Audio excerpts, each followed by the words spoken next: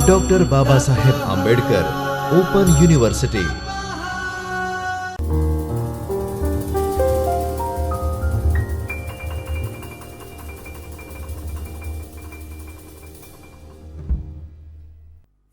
नमस्कार विद्यार्थी मित्रों, डॉक्टर बाबा साहब आंबेडकर ओपन यूनिवर्सिटी के चैतन्य स्टूडियो से मैं Shyam Murli Manohar Pandey, assistant professor political science, आप सभी का हार्दिक स्वागत और अभिनंदन करता हूं।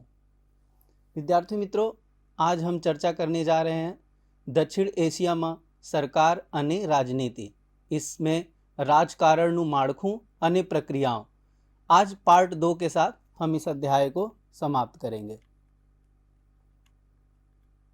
विद्यार्थी मित्रों, जब हम इस इकाई का अध्ययन करेंगे तो इसकी रूपरेखा इस प्रकार है कि आज हम न्यायतंत्र का अध्ययन करेंगे, संघीय संरचना, राज्य स्तर पर सरकारों का हम चर्चा करेंगे, स्थानीय सरकार, केंद्र राज्य संबंध और दलीय व्यवस्था का स्वरूप और दबाव समूह जो प्रेशर ग्रुप्स काम करते हैं, इन पर हम चर्चा करेंगे।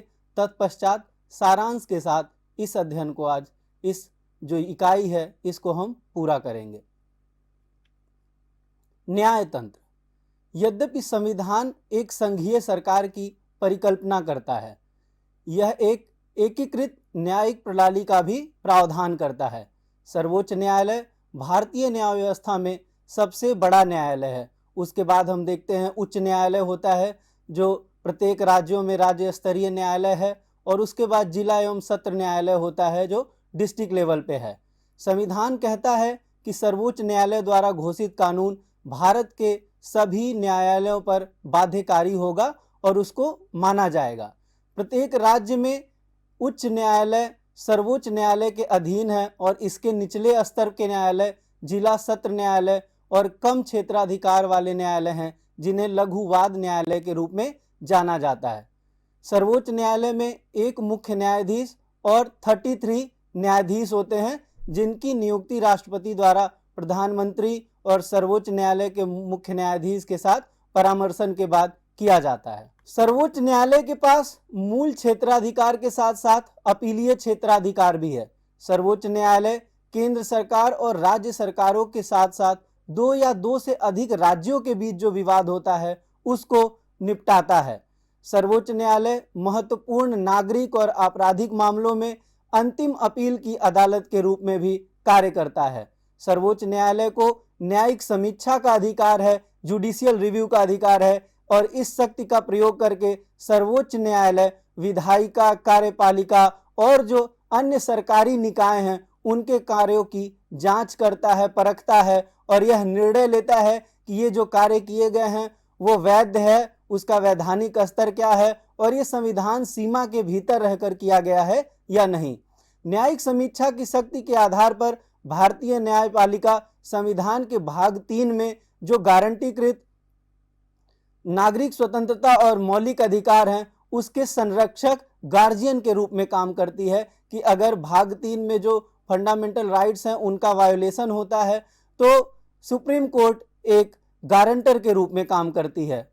न्यायपालिका ने संविधान के तहत नागरिकों के मौलिक अधिकारों को सीमित करने के संसद के पूर्ण अधिकार को भी खारिज कर दिया है।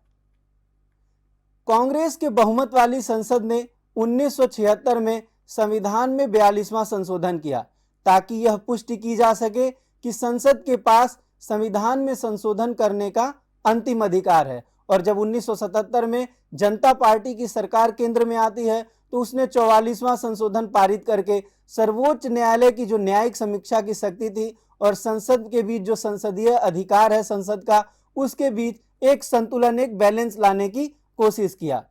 अब हम चर्चा करेंगे संघीय संरचना, फेडरल स्ट्रक्चर पर। यद्यपि संविधान एकल नागरिकता, एकीकृत न्यायपालिका और नौकरशाही में एक रूपता का प्रावधान करता है, लेकिन यह संघीय राज्य की कल्पना करता है। संविधान सरकार की द्विसदनीय प्रणाली प्रदान करता है जिसमें एक संघ या केंद्र सरकार के साथ साथ कई राज्य सरकारें इसमें शामिल होती हैं और सरकारों के बीच 2 स्तरों के बीच शक्तियों का विभाजन होता है। संविधान में केंद्र और राज्य सरकारों पर कानूनी सर्वोच्चता के प्रावधान और न्यायिक समीक्षा की शक्ति एक स्वतंत्र न्यायपालिका के प्रावधान द्वारा मजबूत किया गया है। अब हम चर्चा करेंगे राज्य स्तर पर सरकार का। भले ही संविधान में शक्तियों का पृथक्करण जो है, जो विभाजन है, वो स्पष्ट रूप से केंद्र सरकार के पक्ष में है, पर सार्वजनिक व्यवस्था, पुलिस, न्याय प्रशासन जैसे जो मामले हैं, कृषि, जल आपूर्ति और सिंचाई, शिक्षा, सार्वजनिक स्वास्थ्य, भूमि अधिकार, उद्योग आदि जैसे जो महत्वपूर्ण विषय हैं, इस पर राज्य सरकारों का नियंत्रण है। इसके अलावा राज्यों को प्रशासनिक राजस्व बढ़ाने के लिए कर लगाने और भूमि उपयोग और भूमि वितरण के साथ साथ राज्यों में कृषि विषय पर जो नीतियां निर्धारित करने का और औद्योगिक विकास का भी अधिकार राज्य सरकारों के पास होता है। राज्य स्तर पर सत्ता में आने वाला कोई भी राजनीतिक दल या राजनीतिक नेताओं का समूह अपने क्षेत्रों में आवश्यक वस्तुओं और सेवाओं के वितरण को नियंत्रित और लागू कर सकता है। राज्य स्तर पर प्रदान की जाने वाली शासन व्यवस्था भी संसदीय होती है। कार्यपालिका में राज्यपाल, फिर मुख्यमंत्री और मंत्रिमंडल उनका शामिल होता है, जो कि एक वास्तविक कार्यकारी है, क्योंकि राज्यपाल नॉमिनल हेड के रूप में ही काम करते हैं। जैसे संघ में जब हम केंद्र सरकार की बात करेंगे तो राष्ट्रपति भी नॉमिनल हेड के रूप में काम करते हैं। राज्य स्तर पर विधायिका में एक ऊपरी सदन, जिसको विधान परिषद, और जो निचला सदन होता है उसको विधानसभा कहा जाता है। हालांकि बहुत से राज्यों में केवल विधानसभा है और विधान परिषद का प्रावधान नहीं है। मुख्यमंत्री और जो उनका मंत्रिमंडल है वो विधानसभा के प्रति उत्तरदायी होता है। राज्य विधानसभाओं का जो चुनाव है वो भी सार्वभौमिक वयस्क मताधिकार के आधार पर किया जाता है और राज्य विधानसभाओं के चुनाव में अक्सर जोरदार प्रतिस्पर्धा होती है और उसमें स्थानीय मुद्दे ज़्यादा जो होते हैं वो जोर पकड़ते हैं और हावी रहते हैं चुनाव में। अब हम चर्चा करेंगे स्थानीय सरकारें, लोकल गवर्नमेंट्स पे। राज्य के नीचे हजारों गांव, कस्बों और शहरों में स्थित स्वशासी निकाय हैं। 19वीं शताब्दी के उत्तरार्ध में औपनिवेशिक सरकार ने शहरी क्षेत्रों में स्थानीय स्वशासन प्रणाली की शुरुआत की। स्थानीय जो स्वशासन है, ऐसे स्थानीय निकाय द्वारा स्थानीय मामलों का प्रबंधन है, जिसके सदस्य स्थानीय लोगों द्वारा चुने जाते हैं। स्थानीय शासन में ग्रामीण और शहरी दोनों सरकारें शामिल हैं और यह जो है थर्ड टियर गवर्नमेंट कहा जाता है, सरकार का तीसरा स्तर होता है। पंचायती राज संस्था, जो पंचायती राज इंस्टीट्यूशंस हैं, 73वें संविधान संशोधन अधिनियम 1992 के माध्यम से जमीनी स्तर पर लोकतंत्र को साकार करने के लिए संवैधानिक दर्जा इनको प्रदान किया गया और इसे देश में ग्रामीण विकास का कार्य सौंपा गया। इस अधिनियम ने भारत के संविधान में एक नया भाग, 9वें भाग को जोड़ा और इस भाग में पंचायतों के लिए अनुच्छेद 243 से 243 ओ तक का प्रावधान किया। इसके अलावा अधिनियम ने संविधान में एक नई 11वीं अनुसूची 11th शेड्यूल को शामिल किया। इस अनुसूची में पंचायतों की 29 जो कार्यात्मक मदें हैं उसको शामिल किया गया है और यह अनुच्छेद 243 जी से संबंधित है। अपने वर्तमान स्वरूप और संरचना में पीआरआई यानी कि पंचायती राज इंस्टीट्यूशन ने अपने अस्तित्व के 30 वर्ष पूरे कर लिए हैं। हालांकि जमीनी स्तर पर विकेंद्रीकरण और लोकतंत्र को मजबूत करने के लिए आगे इसमें बहुत कुछ किया जाना है, बहुत सुधारात्मक रवैया अपनाया ना जाना अभी बाकी है। शहरी स्थानीय निकायों की स्थापना लोकतांत्रिक विकेंद्रीकरण के उद्देश्य से की गई। भारत में 8 प्रकार के शहरी स्थानीय निकाय विद्यमान हैं, जिसमें हम देखते हैं नगर निगम है, नगर पालिका है, अधिसूचित क्षेत्र समिति, नगर क्षेत्र समिति, छावनी बोर्ड जिसको कैंटोनमेंट बोर्ड बोलते हैं, टाउनशिप, बंदरगाह ट्रस्ट और विशेष प्रायोजन एजेंसी शामिल हैं। वर्ष 1992 में शहरी स्थानीय सरकार से संबंधित 74वां संशोधन अधिनियम पीवी नरसिम्हा राव की जो सरकार थी उनके द्वारा प्रस्तुत किया गया, जो 1 जून 1993 को लागू हुआ, इम्प्लीमेंट किया गया। इसके द्वारा संविधान में 9A को जोड़ा गया, जिसमें अनुच्छेद 243 पी से 243 जेड जी तक के प्रावधान को शामिल किया गया है। संविधान में 12वीं अनुसूची भी इसके साथ जोड़ी गई। इसमें नगर पालिकाओं से संबंधित 18 विषय शामिल हैं और ये अनुच्छेद 243 डब्ल्यू से संबंधित है। अब हम चर्चा करेंगे केंद्र राज्य संबंध पे।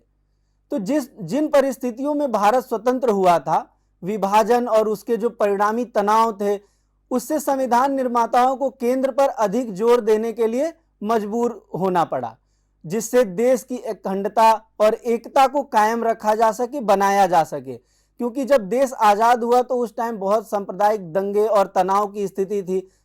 उसी वक्त पाकिस्तान भारत से अलग हुआ, तो ये जो विभाजनकारी शक्तियां थी, ऐसी मानसिकता से लड़ते हुए ऐसे परिस्थिति में देश की एकता और अखंडता को कायम रखना बहुत जरूरी था। फिर भी उन्होंने भारत की सांस्कृतिक विविधता के प्रति सत्तावादी दृष्टिकोण के बजाय समावेशी दृष्टिकोण, जो इंक्लूसिवनेस की थी, उसको प्राथमिकता दी।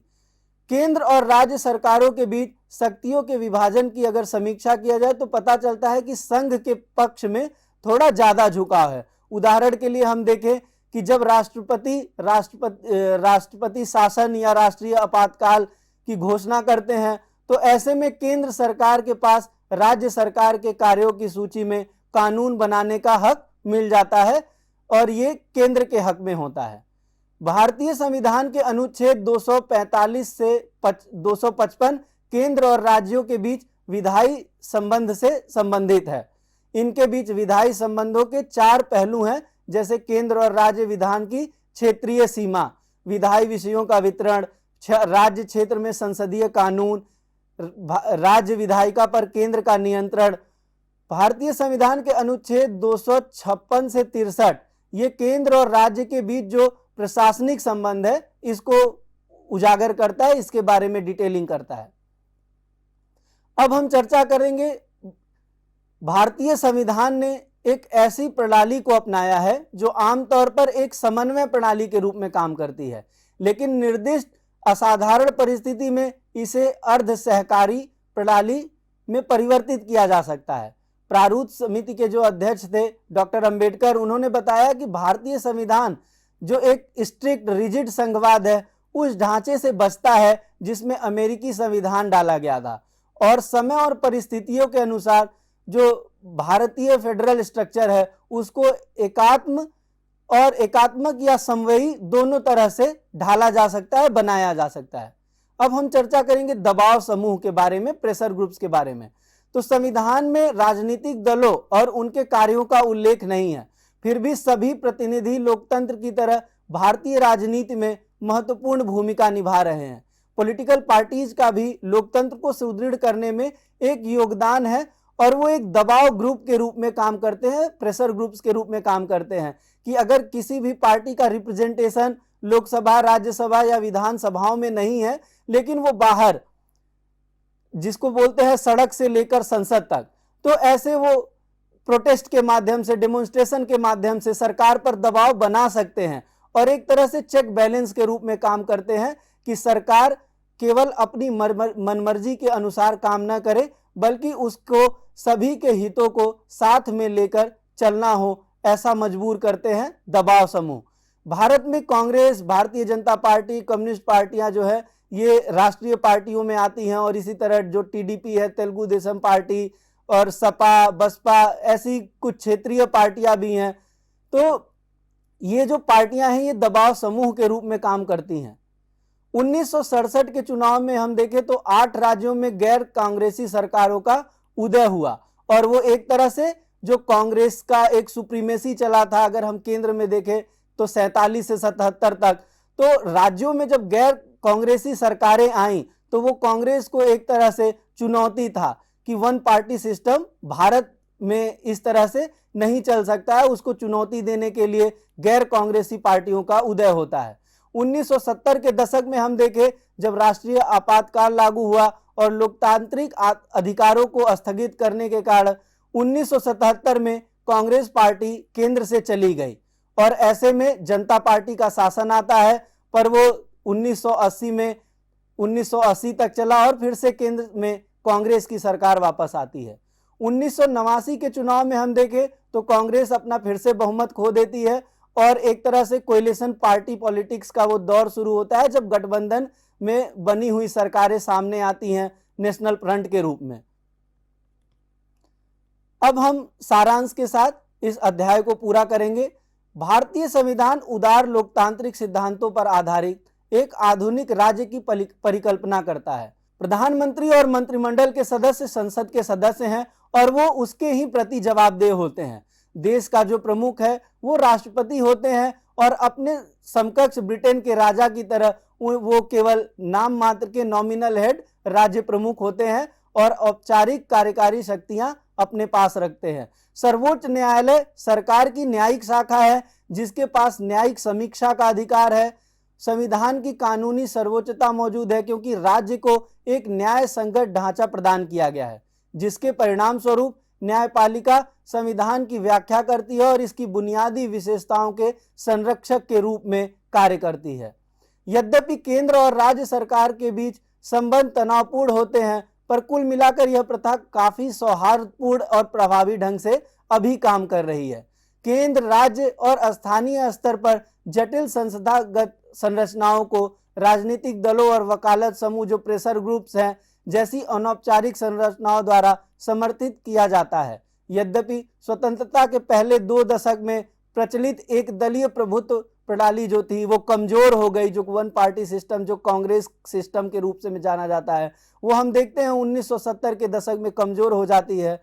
और इस तरह से हम देखते हैं कि बाद में जो बहुत मल्टी पार्टी सिस्टम जो इंडिया में है और बहुदलीय प्रथा यहाँ पे आरंभ होता है। तो विद्यार्थी मित्रों, आज के अंक में बस इतना ही। हम फिर मिलेंगे नए रोचक विषय के साथ। तब तक के लिए नमस्कार, धन्यवाद। स्वाध्यायः